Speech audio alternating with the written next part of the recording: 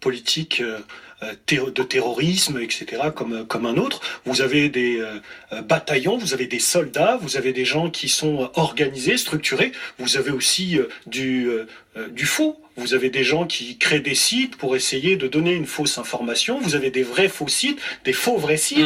Vous avez beaucoup de choses mais tout ça, parfois, organisé, structuré avec un vrai but.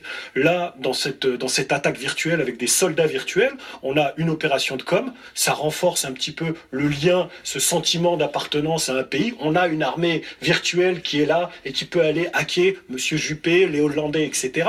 On fait parler de nous.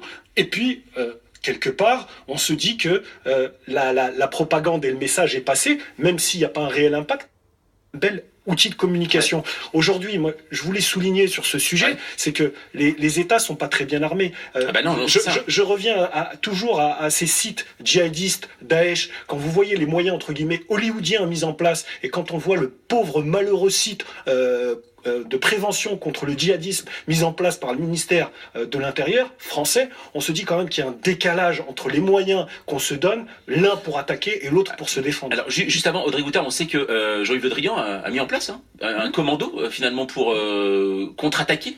Oui, vous avez auprès des services de renseignement, etc., des gens qui sont effectivement